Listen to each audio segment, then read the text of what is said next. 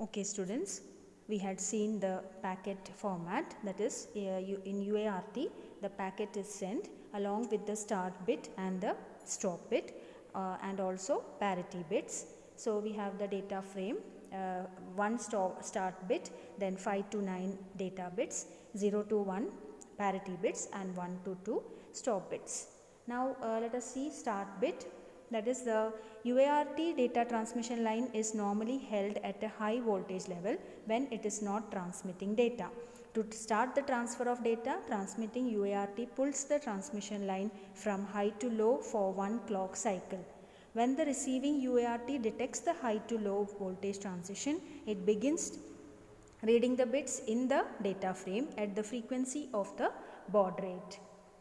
അതായത് ഇവിടെ നമുക്ക് സ്റ്റാർട്ട് ബിറ്റ് ഉണ്ട്. ആ സ്റ്റാർട്ട് ബിറ്റ് എന്ന് പറയുന്നത് അതായത് UART data transmission line usually ആദ്യം ഫസ്റ്റ് ഹൈ വോൾട്ടേജ് ലെവലിലാണ് ഉണ്ടാവുക. ദാറ്റ് ഇസ് ഡേറ്റ ട്രാൻസ്മിറ്റ് ചെയ്യാത്ത സമയത്ത് ഹൈ വോൾട്ടേജിലാണ് ഉണ്ടാവുക, ഹൈ വോൾട്ടേജ് ലെവൽ. ഇനി ഡേറ്റ ട്രാൻസ്ഫർ തുടങ്ങാൻ വേണ്ടി ഹൈ ടു ലോ ആണ് ചെയ്യുന്നത്. അതായത് transmitting UART pulls the transmission line from high to low. ഒരു ക്ലോക്ക് സൈക്കിളിന് വേണ്ടി ഹൈ ടു ലോ ആക്കി വെക്കും. ഇനി receiving UART high to low transition detect ചെയ്ത് കഴിഞ്ഞാൽ പിന്നെ അത് ഡേറ്റ റീഡ് ചെയ്യാൻ തുടങ്ങും.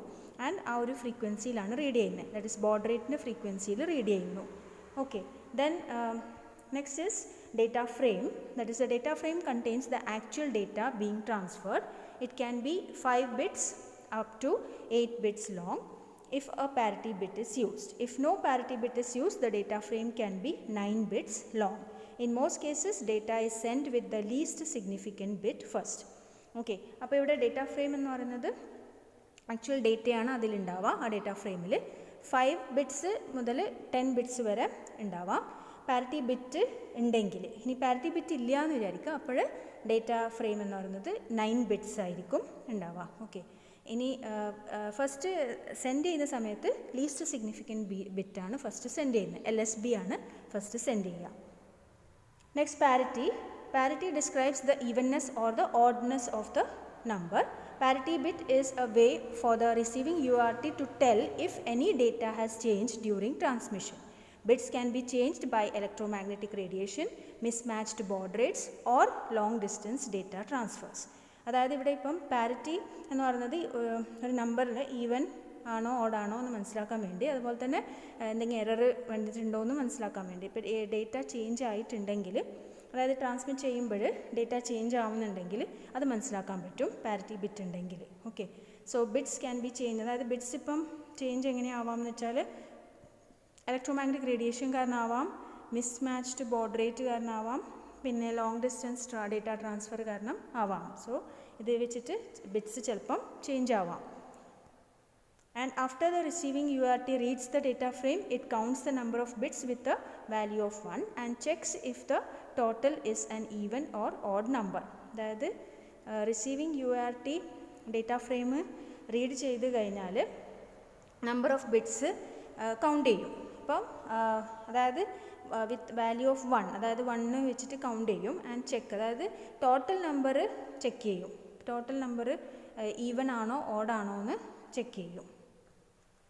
If the parity bit is 0, okay, even parity, the 1 bits in the frame should total to an even number. If the parity bit is a 1, that is odd parity, then the 1 bits in the data frame should total to an odd number.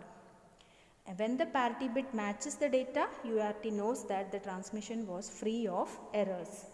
But if the parity bit is a 0 and the total is odd, or the parity bit is a 1, the total is even, UART knows that the bits in the data frame have changed.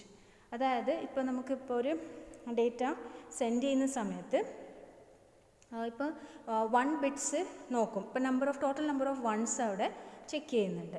അപ്പോൾ ഇപ്പോൾ receiver എൻഡിൽ total number of ones check ചെയ്യുമ്പോൾ അത് പിന്നെ parity bit 0 ആണെങ്കിൽ 0 ആണെന്ന് വിചാരിക്കുക. അപ്പോൾ ടോട്ടൽ നമ്പർ എന്ന് പറയുന്നത് ഈവൻ നമ്പർ ആയിരിക്കും, 1 bit. And suppose parity bit 1 ആണെങ്കിൽ the 1 bits in the frame should total two an odd number. അപ്പോൾ ഈ ഒരു പാരിറ്റി ബിറ്റ് ചെക്ക് ചെയ്യും, ഡേറ്റയും ചെക്ക് ചെയ്യും. അപ്പോൾ ഇവിടെ സപ്പോസ് പാരിറ്റി ബിറ്റും ഡേറ്റയും മാച്ച് ആവുന്നുണ്ടെങ്കിൽ അപ്പോൾ UART മനസ്സിലാക്കും ദ ട്രാൻസ്മിഷൻ എറർ ഫ്രീ ആണ്. ഓക്കെ, സപ്പോസ് ഇപ്പോൾ പാരിറ്റി ബിറ്റ് 0 ആണെന്ന് വിചാരിക്കാം. ഓക്കെ, പാരിറ്റി ബിറ്റ് 0 ആണ്, പക്ഷേ ടോട്ടൽ നമ്പർ നമ്മൾ നോക്കുകയാണെങ്കിൽ ടോട്ടൽ ഓഡാണ് വരുന്നതെങ്കിൽ ദാറ്റ് മീൻസ് അവിടെ എറർ വന്നിട്ടുണ്ട്. അതുപോലെ തന്നെ പാരിറ്റി ബിറ്റ് 1 ആണെന്ന് വിചാരിക്കാം ആൻഡ് ടോട്ടൽ ഈവൻ ആണ് വരുന്നതെങ്കിൽ ദാറ്റ് മീൻസ് അവിടെ ഒരു എറർ ഉണ്ട്. അപ്പോൾ മാച്ച് ആവുന്നില്ല എന്ന് മനസ്സിലാക്കും. അപ്പോൾ ബിറ്റ്സ് അവിടെ ഡേറ്റ ഫ്രെയിമിൽ ചേഞ്ച് ആയിട്ടുണ്ട് എന്ന് മനസ്സിലാക്കാം. അപ്പോൾ എറർ ഉണ്ട് എന്ന് മനസ്സിലാക്കാം. Stop bits, that is to signal the end of the data packet. The sending UART drives the data transmission line from a low voltage to a high voltage for at least 2 bit durations. Okay, അപ്പോൾ ഇവിടെ അതായത് end of data packet കാണിക്കാൻ വേണ്ടിയാണ് stop bits. And UART എന്ത് ചെയ്യുന്നത് വെച്ചാൽ transmission line ഒരു law to high voltage ആണ് കൊടുക്കുന്നത്. അറ്റ്ലീസ്റ്റ് 2 ബിറ്റ് ഡ്യൂറേഷന് വേണ്ടി ലോ ടു ഹൈ വോൾട്ടേജ് കൊടുക്കും. That is for the to indicate the stop bit. ഇനി നമുക്ക് സ്റ്റെപ്സ് നോക്കാം. Steps of UART transmission. The transmitting UART receives data in parallel from the data bus. Okay, അപ്പോൾ ഇവിടെ initially അതാണ്, അതായത് ആദ്യം data പാരലായിട്ട് എടുക്കും. അത് നമ്മൾ നേരത്തെ കണ്ടതാണല്ലോ. ഡേറ്റാ ബസ്സിൽ നിന്ന് പാരലായിട്ട് ഡേറ്റ വരും, അത് ട്രാൻസ്മിറ്റിംഗ് UARTയിലേക്ക് വരും. ആൻഡ് ട്രാൻസ്മിറ്റിംഗ് UART ആഡ്സ്, ഇനി അവിടെ start bit, parity bit, stop bit എല്ലാം ഡേറ്റ ഫ്രെയിമിലേക്ക് ആഡ് ആവും. ഓക്കെ, അപ്പോൾ ഇതാണ് അതിലേക്ക് ആഡായി. ഓക്കെ, സോ 0 1 0 0 1 1 0 1 ആണ് ഡേറ്റ ഇവിടെ കൊടുത്തിരിക്കുന്നത് അല്ലേ. അപ്പോൾ അതിലേക്ക് സ്റ്റാർട്ട് ബിറ്റും പിന്നെ പാരിറ്റി, സ്റ്റോപ്പ് ബിറ്റ് എല്ലാം ആഡ് ചെയ്തു. ഇനി the entire packet is send serially. ഇനി അത് സീരിയലി ആണ് സെൻഡ് ചെയ്യുന്നത് ട്രാൻസ്മിറ്റിംഗ് UART നിന്ന് റിസീവർ UARTയിലേക്ക്. And receiving UART samples the data line at the preconfigured baud rate. ആ ബോർഡ് റേറ്റിൽ സാമ്പിൾ ചെയ്യും. അപ്പോൾ ഇതാണ് ട്രാൻസ്മിറ്റിംഗ് UART നിന്ന് അത് സീരിയലി 1 ബിറ്റ് ഓരോ ബിറ്റായിട്ട് സെൻഡ് ചെയ്യും റിസീവിംഗ് UARTയിലേക്ക്. ഓക്കെ, ഇനി റിസീവിംഗ് UART എന്ത് ചെയ്യുന്നു? It will remove the start bit. Okay, ഡിസ്കാർഡ്സ് the start bit, parity bit and stop bit from the data frame. Okay, അത് റിമൂവ് ചെയ്യുന്നു. അപ്പോൾ ഇവിടെ റിസീവിംഗ് നിന്ന് അത് റിമൂവ് ചെയ്യുന്നു. And receiving UART converts the serial data back into parallel and transfers to the data bus on the receiving end. Okay, so അപ്പോൾ ഇവിടെ receiving UART എന്ത് ചെയ്യുന്നു? അത് തിരിച്ച്, അതായത് ഇപ്പോൾ സീരിയലി ആണല്ലോ വന്നിരിക്കുന്നത്, അത് പാരലായിട്ട് ഡേറ്റാ ബസ്സിലേക്ക് സെൻഡ് ചെയ്യുന്നു. Okay, transfers to the data bus. ഇനി നമുക്ക് UARTൻ്റെ അഡ്വാൻറ്റേജസ് നോക്കാം. Advantages: uses only 2 wires, then no clock signal is necessary, has a parity bit to allow for error checking. The structure of the data packet can be changed as long as both sides are set up for it. Well documented and widely used method. ഇപ്പോൾ ഇവിടെ advantages എന്ന് പറയുന്നത് 2 വയേഴ്സാണ് use ചെയ്യുന്നത്. Clock സിഗ്നലിൻ്റെ ആവശ്യമില്ല. Okay, ഒരു parity bit ഉണ്ട്, അത് error ചെക്കിങ്ങിന് വേണ്ടി യൂസ് ചെയ്യാം.